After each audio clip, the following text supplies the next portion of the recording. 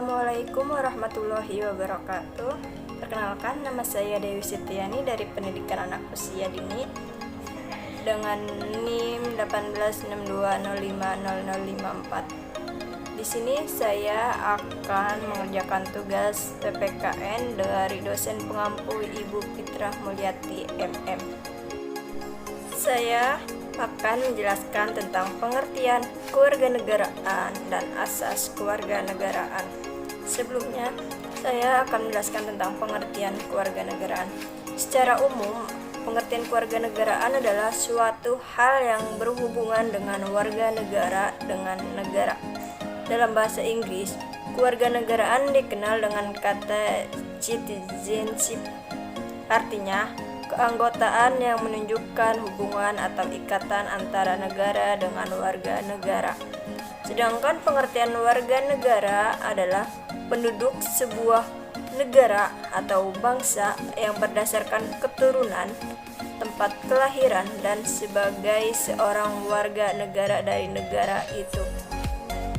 Istilah kewarganegaraan dapat dibedakan dalam pengertian secara yuridis dan sosiologi.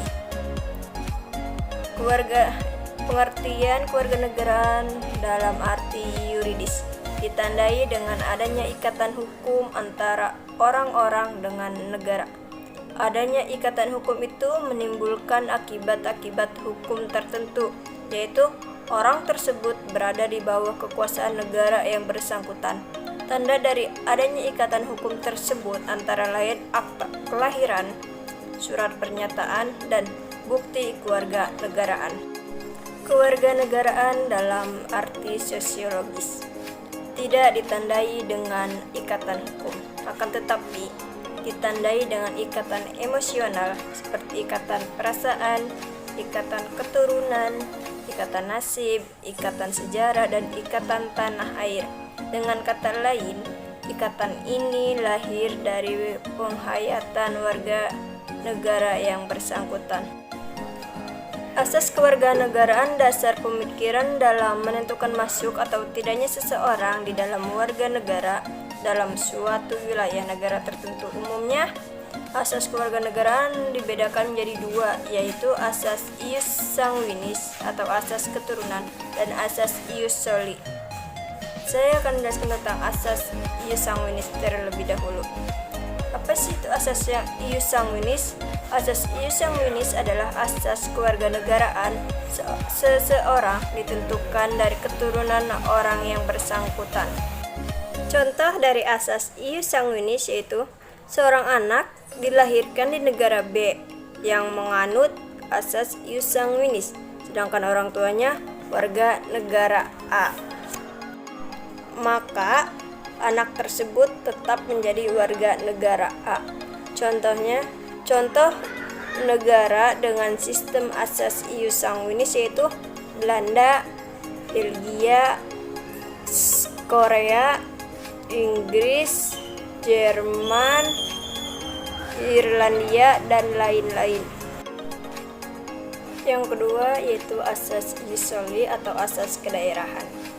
Maksud dari asas kedaerahan ini adalah kewarganegaraan seseorang ditentukan di tempat dia dilahirkan. Contoh dari asas ius soli, seorang anak harus menjadi warga negara B karena lahir di negara B, sedangkan orang tuanya warga negara A. Contoh negara dengan sistem asas ius soli yaitu Argentina, Amerika Serikat, Brazil, Kanada, Kamboja, dan negara-negara lainnya. Sehubungan dengan banyaknya negara yang ada di dunia, tentunya penentuan kebangsaan seseorang juga berbeda-beda, baik secara asas ius sanguinis atau asas ius soli. Hal ini menyebabkan adanya beberapa status kewarganegaraan seseorang, yaitu yang pertama yaitu apartheid, yaitu seseorang yang tidak memiliki kewarganegaraan bisa terjadi jika anak lahir di negara B yang menganut asas ius sanguinis, sedangkan orang tua berasal dari negara A.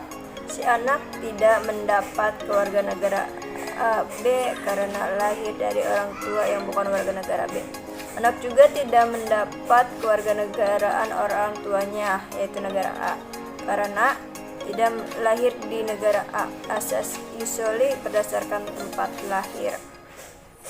Yang kedua itu bipartide, yaitu seseorang yang memiliki dua kewarganegaraan ganda, yang bisa terjadi karena anak lahir di negara A yang menganut asas kewarganegaraan usually tempat kelahirannya, namun orang tuanya warga negara B yang menganut asas ius sanguinis.